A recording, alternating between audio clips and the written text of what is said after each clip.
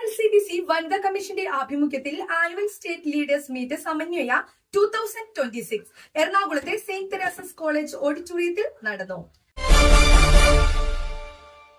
This news brought to you by Kalpaga Weddings, North Parur. KRLCBC Commission for Women Annual State Leaders Meet സമന്വയ 2026 Ernakulam saint Teresa's college ഓഡിറ്റോറിയത്തിൽ നടന്നു.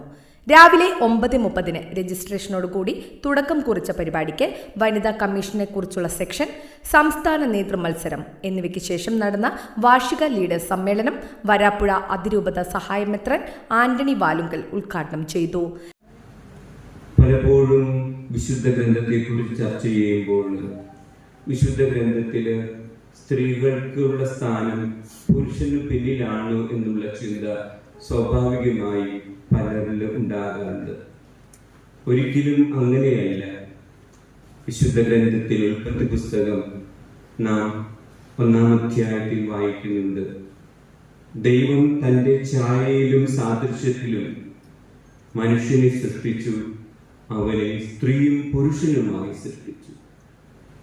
സ്ത്രീയും പുരുഷനുമായി സൃഷ്ടിച്ചു എന്ന് പറയുമ്പോൾ സ്ത്രീ പുരുഷന് പിന്നിലാണ് എന്നല്ല അർത്ഥം. ദൈവത്തിന്റെ ഛായയില് പുരുഷനെ ഇപ്രകാരമാണ് ദൈവം സൃഷ്ടിച്ചു, അതുപോലെ തന്നെ എല്ലാ പൂർണിമയും അനുഗ്രഹവും കൊടുത്തുകൊണ്ട് തന്നെയാണ് ദൈവം സ്ത്രീയെയും സൃഷ്ടിച്ചത്. Reverend father Shaiju, reverend father Jiju Arakkathara, reverend father Thomas Tharayil, Kochi mayor advocate Minimol, KLCWA സംസ്ഥാന പ്രസിഡന്റ് റാണി പ്രദീപ്, KRLCBC വനിതാ commission secretary reverend sister Niranjana CSST, Shiny Benny teacher, KLCWA സംസ്ഥാന general secretary Aquilin, Prasanna Punalur എന്നിവർ ആശംസകൾ നേർന്ന് സംസാരിച്ചു.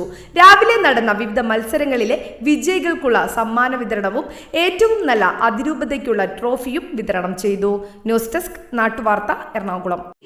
കടലോളം കനിവുള്ള കർത്താവിന് ചിപ്പിയോളം ചെറുതാകുവാൻ കഴിയും എന്ന് ഓരോ ദിനവും കർത്താവിനെ പഠിപ്പിക്കുകയായിരുന്നു.